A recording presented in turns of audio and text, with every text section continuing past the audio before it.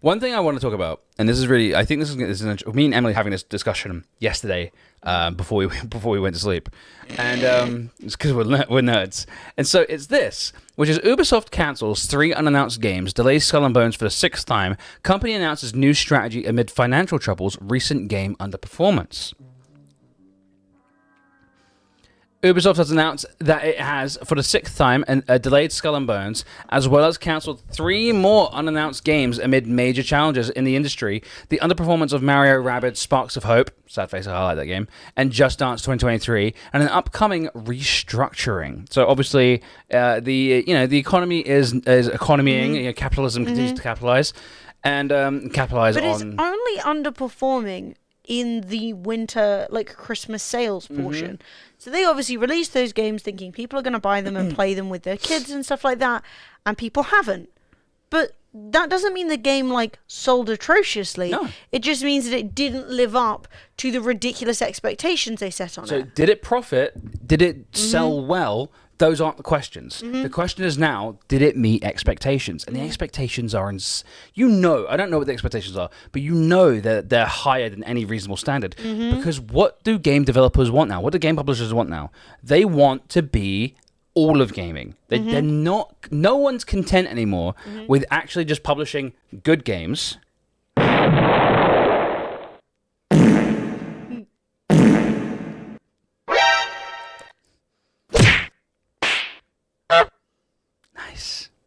As honestly, it's poetry. Yeah. Poetry to the ears. That's exactly what's going on in the Ubisoft offices right now. Not Just Dance 2023, exactly. So, in a press release today, Ubisoft outlined a new strategy for the remainder of its fiscal year, as well as lowered expectations for the last fiscal quarter. Ubisoft explains that the move as a result of the company facing major challenges as the industry continues to shift towards mega brands and long-lasting titles rather than games that can reach players across the globe, across platforms and business models.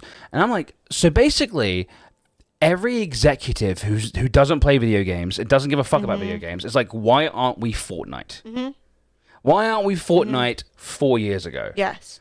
And that's what they want. They're not content with making money out of video games anymore. They're not content with selling a bunch of games and doing well and having a turnover and making good games and them selling all that sort of shit, making some DLC and shit like that. No, it all has to now be, we want to sell a game and it has to like encompass the entire fucking market and be the only game anyone wants to play. And they're saying that they're like, mega brands are like Far Cry and shit. I'm like, I'm sorry, no one wants to play a single-player game where you have to collect fucking Farbucks to unlock skins. Literally. But you could also go to the store and buy 500 Farbucks for $5. Yeah, literally. Like, that's all they want, right? It's like, literally, how can we... Like, we're earning good money, but how could we earn all the money? This is exactly what I saw on Twitter, right? Which was in reference to the same article, right? And the tweet says... being just successful isn't good enough anymore. I've said for years that corps want all the money, like you just said, not just some money, and their extremist attitude is reaching a peak. New IP, forget it. Profitable brands, still not good enough. Mega brands are all they want. Mega brands. The article quotes Ubisoft pulling out the old below expectations bullshit I've mentioned in the past. Games can't just perform well. They need to... they have to meet whatever wildly optimistic promises were made to investors and the expectations of ravenous execs who only want more.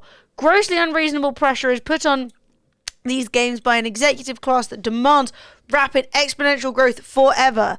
They genuinely expect eternal super wealth, and that's why not even being a success is enough to prevent a game from being seen as a failure, which is fucked up. Speaking of fucked up, Ubisoft CEO Yves Guillemot still won't admit to how much he knew about the routine abuse and sexual misconduct at his company, and workers continue to say Ubisoft has done nothing to improve conditions, but just an extra thing to consider.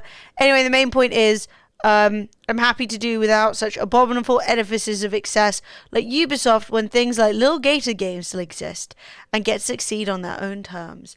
And I'm not going to lie, I know nothing about Lil Gator game, but I can say that it's interesting that aside from like a couple of major games, over the last few years, the best games have all been indies. Yep.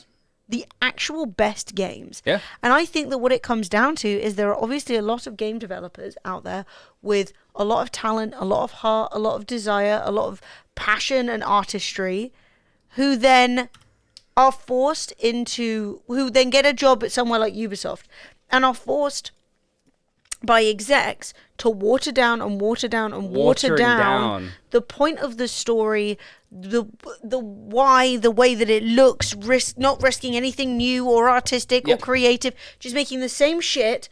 And if you guys notice as that, quickly as possible and charging as much as possible for it. You know how Ubisoft games have a feel, right? And it's really weird. It's hard to describe. It's like a je ne sais quoi. It's like Ubisoft games have a feel.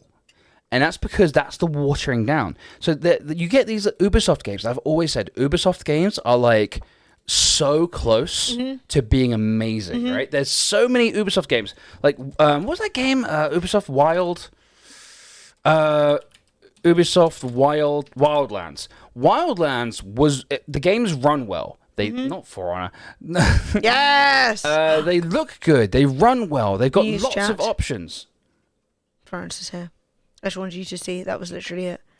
And she's kind of in focus right now. And she's only peeking out the camera a bit with her pure, brilliant whiteness. Then you have like Ubisoft Breakpoint as well, which is very similar to Wildlands. It's almost the same game, essentially.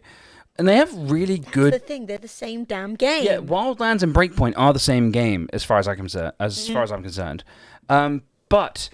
They just, it has this like Ubisoft watering down where basically they take a game, they make a really good core concept like Wildlands and Breakpoint had a good idea behind them, and then becomes some executive is sort of like, but can we make this broader? Can we make this like make it bigger? Add more map. Add more fog of war, and it's like, and then make it simpler. Make it easier. Also, where are my Tom Clancy bucks? I need... we can't have a Ghost Recon without Ghost bucks. We have to have Ghost money where people can buy skins and stuff like that. But I thought Breakthrough... and this is like... If you guys missed Breakthrough, by the way... Breakpoint. Breakpoint, sorry. I keep saying Breakthrough. No more for Florence.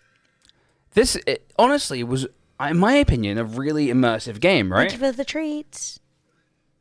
So this guy's like, he's hurt. Your arm's hurt. You bandage your arm. Phantom Lady Gaming, subscribe. 29 months. Thank you, Phantom Lady. You're a legend. But I thought a lot about this game was really good. If we skip to like what people have watched most, right? And so it's really well. You can tell this is a well-made game. Like, someone's approaching. Cover yourself in mud so you don't appear on the fucking. Yeah, this is like Predator stuff, right? Like the Predator from the movie. But then you get the whole watering it down, and then there's like, you have to use like IRL money to buy different kinds of scopes and just all that shit. And it's like all of these games suffer from the Ubisoft effect. Yeah, the people who made that game will have worked super hard. Like taking damage in a certain area and then bandaging that area, that's really difficult to do. The whole like lying on the floor, stealth, all the different kind of combat moves. Like they spent a lot of money and time on this.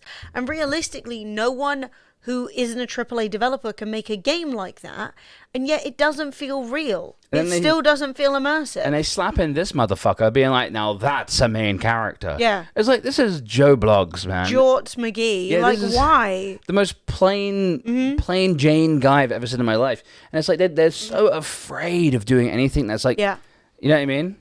And the thing is, they have so many huge brands, like so many of the big games, like the Ghost Recon games, the Division games, Rainbow Six. Who the fuck are all these other games? They got loads of them. Far Cry. I'm just trying to remember off the top of my head.